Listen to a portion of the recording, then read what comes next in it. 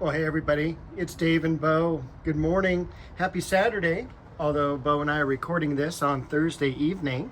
It is Thursday, the 27th of March, 2025, and Bo is being a little camera shy today, but that's okay. We're going to walk around the garden and see all the cool things that are in bloom, and it is wild.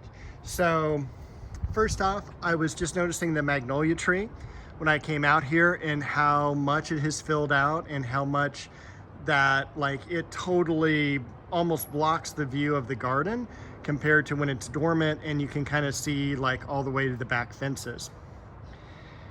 Down here we do have some Iceland poppies still in bloom over here.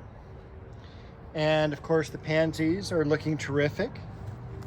We've got a whole bunch of buds beginning to open. They'll be open next week on the daffodils that we planted. And this was the late batch of daffodils we got. Over here we have the scilla, and you can kind of see some of the pansies peeking through here. We had a few more bulbs pop up from the 25 or so that I planted here. This is the galanthus bulb or snowdrop. I only saw one bloom, and unfortunately I didn't see anything coming up over here because of all the scilla coming up. The daylilies, the white daylilies here in the background, they're all still doing really well. Looking forward to seeing some blooms from those. And I'm just always amazed at how absolutely gorgeous these pansy blooms are. And they're always so different and so unique. And then, you have these up here that are totally kind of red, wine red in color. And even these came back really nice. We did hit 90 degrees a couple days ago. It's gotten much cooler, and the 10-day outlook is pretty much overcast, shade, and temperatures right around high 60s, low 70s. Nighttime temperatures in the 50s, and we are past the danger of frost here in Southern California. Our frost-free date is March 15th.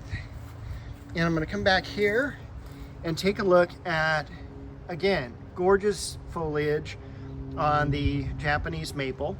This variety is Orange Dream. I got it from Mr. Maple. Got it in the late fall, and of course it immediately goes dormant at that time of year. Plopped it in here, and it's finally leafed out, and it is looking terrific. My goal is to put a string of these matching in all the spots here. So there'll be another one here, another one behind the dark leaf Japanese maple, and then on the far end Shisigashira, so that we kind of have a nice foliage that will reach just over the fence. We also have, and I think I had mentioned before, in fact last week, I know I did, the buckeye tree. This is California buckeye. Aesculus californicus is the name, and that's not a dirty word by any means. This is California buckeye, and I'm just excited because it's growing like crazy. I almost need to stake it, and I definitely need to transplant it. So that's doing really great. I am going to cut back all the foliage here from the Amaryllis belladonna. It's kind of taking up the whole area. What else did I want to show you? The dendrobium orchids.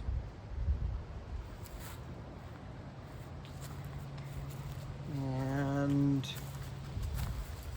we saw this last week too, all the variegated Alstroemeria, columbine. It's been 4 or 5 years on this columbine, so really pleased with that. Look at the way the scented geranium, the variegated one, is just taking off. We also have a little bit of cool foliage color on the conifer. And take a look at this almost dreamlike, cloud-like landscape that you have with Shisigashira. it is just so beautiful. And you know, this grew really well last year. I did not prune it this year, so next year it will get a good pruning. But I mean, it's just so amazing. I mean, even the bark on it is really quite stunning, and just these pockets of air, very Japanese-like. Over here, the yarrow and the Shasta daisy.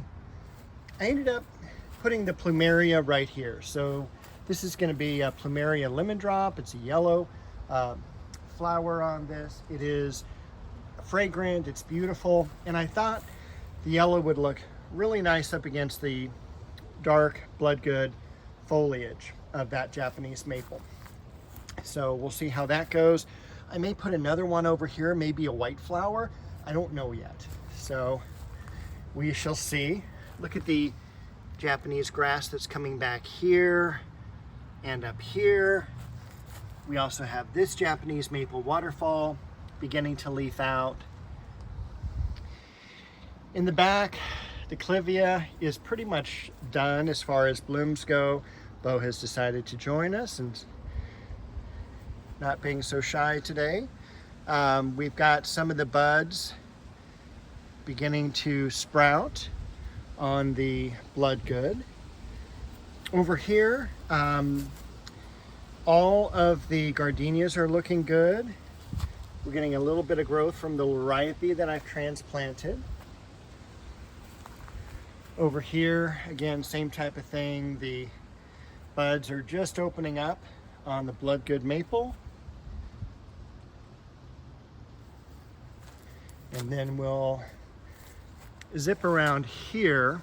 The flowers on the Magnolia Elizabeth did pretty well. Again, first year planting on this, so I'm interested in seeing what's going to happen next year.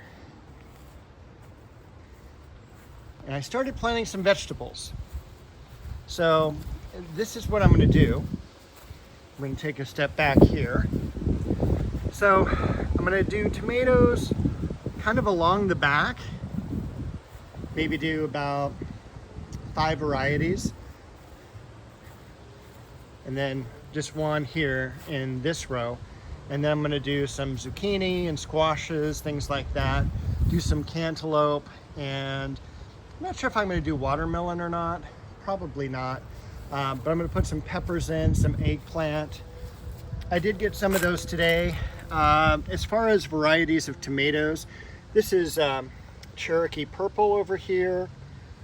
I have Roma, Champion in the back, and then over here is a Super Steak variety. Got the foliage of Sangugaku coming out as well right now.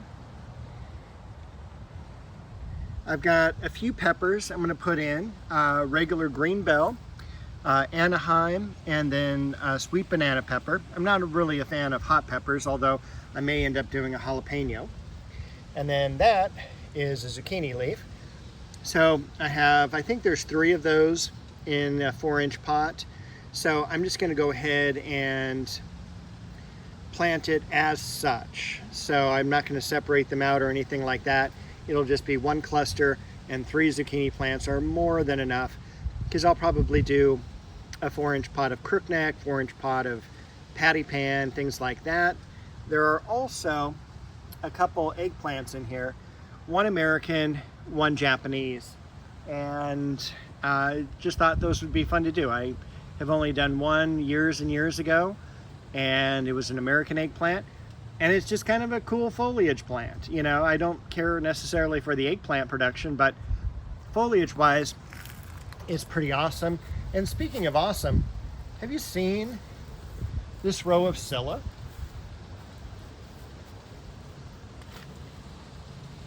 It's amazing, all the way to the end. We've got the Centranthus blooming as well. This is a terrific plant if you have never grown it before, as the parrots are running by overhead. This is Centranthus ruber. There's also Centranthus alba, which is a white flower. The plant does get pretty big. It'll get up 4 foot tall and about the same in terms of width. And it's constantly in bloom during the warm weather. The tulips, once again, they've done really well. I didn't think they'd make it through the 90-degree weather, but they did. We've got some roses that are open, Cecile Brunner, and that is the climbing variety.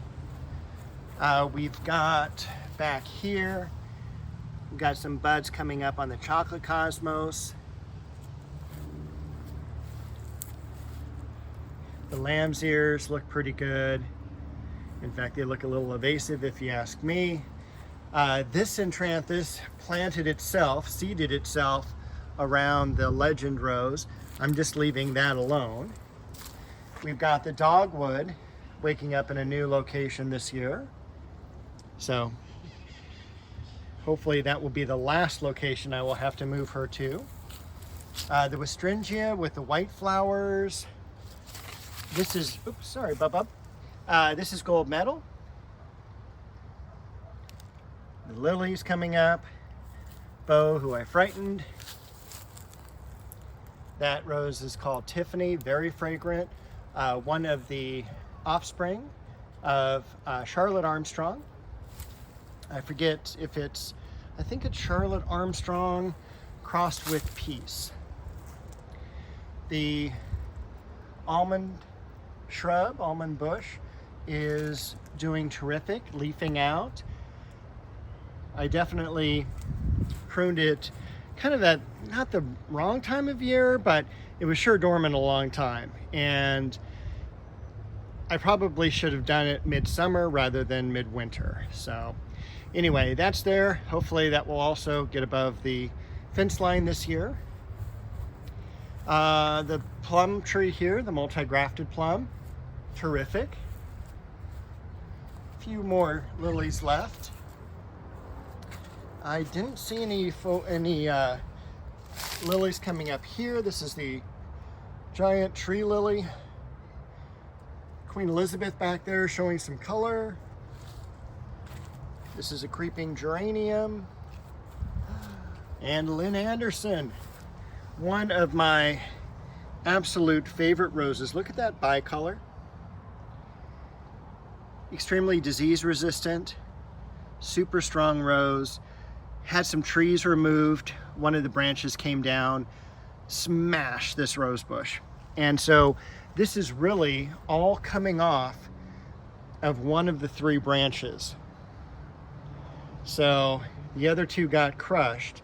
This was the only one living, and it's just sprouted out from there. So it's, again, wonderful rose. This is a coprosma, or a mirror plant. Pittosporum beach ball in the back. Another gasping moment. Got some flowers on the cherry tree. A few of the buds are beginning to leaf out. Over here, we've got some foliage on the apricot.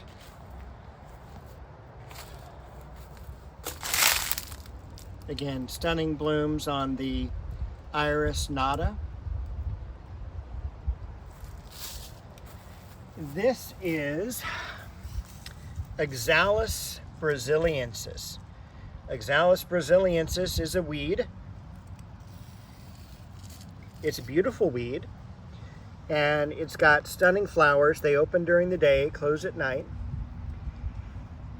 Once you have this plant, you will have this plant. I bought this in a 4-inch container. It was grown by Highmark Nurseries here in California. I don't even know if they're still in business. I'm guessing they are. Hopefully they are. They had great, cool, odd perennials and things like that. And this looks so tender in a 4-inch pot. So unassuming. I was wrong. This is in probably every part of my yard today. And it is at least 10 feet, 15 feet from where I planted the original plant. I'm still waiting for foliage on my flowering apricot. I'm becoming impatient, but hopefully soon. All of this is Oxalis brasiliensis mixed in with some grass. All of this is Oxalis brasiliensis. There's some larger plants there. This I mow. You can see a few of the blooms here where I don't mow. But, I mean, it's just everywhere. So, and even, let's go back here. That's regular clover. That's Oxalis brasiliensis too. So, again, now that's about 20 feet from the original planting. So, make sure if you plant that, you want it. So, no complaints. It does go dormant during the summer months. So, it is kind of cool to see it come up in the winter and then flower. And this one, speaking of flowering, look at those seed pods. Let's see if I can hold it steady here. On the Japanese maple. All right, I think that's our trip around the garden. Bo is hiding like a lioness back here, and this is where I will sign off. Happy gardening, and I will see you next week.